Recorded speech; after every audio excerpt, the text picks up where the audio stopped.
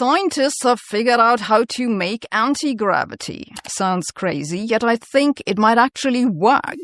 But before you go and buy ceiling furniture, let's have a look at the ifs and buts.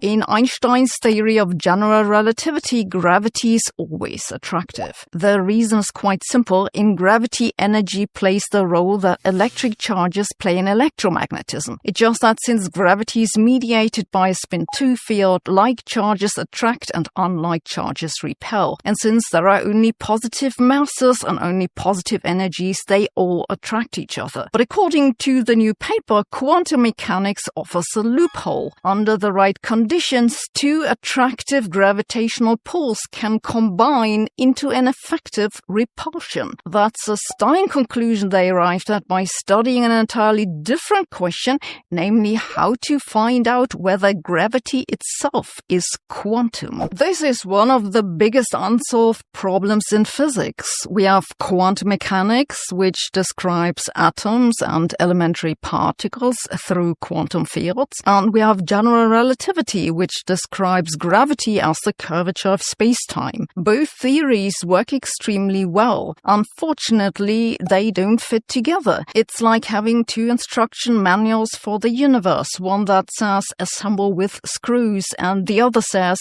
there are no screws. And then a theorist walks in and says, have you tried 11 dimensions? For a long time, most people thought that testing quantum gravity would require absurdly high energies, like inside of black holes or at the Big Bang. But in recent years, physicists have finally realized that it's possible to test quantum gravity in the laboratory. The currently most discussed idea is to use what's called an entanglement witness. That's if you create entanglement using only the gravitational interaction. If this is possible, then you can conclude that gravity must also have had quantum properties. It's a difficult test because for this you have to put massive objects into a quantum superposition. They have to be massive enough so that the gravitational interaction has a measurable effect. The problem is that the quantum properties of massive objects go away very quickly. This is why we don't normally see people being in two places at once. It's also why the experiment has not yet been done. The authors of the new paper now suggest a slightly different route. Their proposal is to use one massive object, the source, in a superposition of two places, and nearby is another particle, the probe. The source mass is put into two possible locations at once. The probe then feels gravity from both possible locations of the source. If the source were in just the first place, the probe would be attracted towards that. If the source were in the other place, the probe would also be attracted just towards this different place. The twist is that if you have the source in two places at once, you can create a destructive interference that leads to a net repulsion. Wait, what? Doesn't this violate some sort of conservation law? No, it's fine, really. If you average over many runs of the experiment, you get what you expect, namely that the probe particle is attracted to the average of the source particle. But in single runs, you can get this repulsive effect. Have you ever taken an online IQ test and instantly gotten a genius level score? Hate to break it to you, but most of those tests are designed to inflate your score for profit. They sell you a flattering number, not the truth.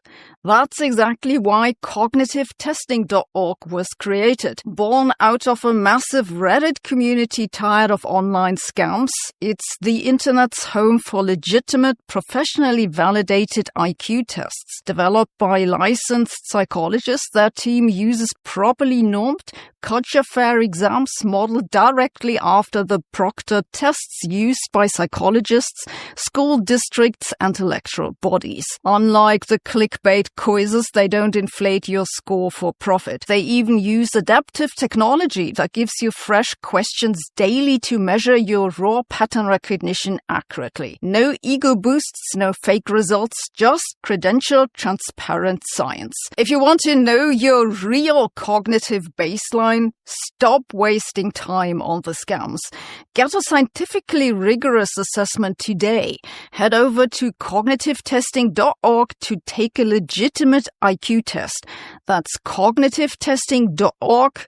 And now back to the science news. It looks like gravity became repulsive, but really it happens because quantum particles are not just particles, they're also waves, and waves can interfere. If you have a particle in two places at once, then the particle has not one particular momentum, but many different ones. And if these add up in a weird way, the result can push away rather than, as you would expect, make a pull. It's not a new fundamental force, it's an effective force that only occurs for specially prepared quantum states. But that's exactly why it's interesting. If the gravitational interaction didn't have quantum properties, it could not produce this effect. If the wrong way kick is observed and all ordinary forces are ruled out, it'd be evidence that gravity has quantum properties. That said, the experiment is still hard because the gravitational interaction between small objects is ridiculously weak. The authors make an estimate with cesium atoms as the probe particles and find that the source mass would have to be about 20 micrograms. That's about 2 million times larger than what current technology allows, though the masses might go down if either A, the decoherence time increases, B, force measurements become more accurate, or C, shorter distances can be resolved. So, no, you can't yet float to work, but given the current state of public transport, I understand why you ask. I give this paper a 2 out of 10 on the bullshit meter. I have misgivings about this sort of experiment in general because even if the effect is observed, I think it'll be extremely difficult to rule out it was some other interaction. And if it isn't observed, the result is inconclusive because that wouldn't mean gravity has no quantum properties.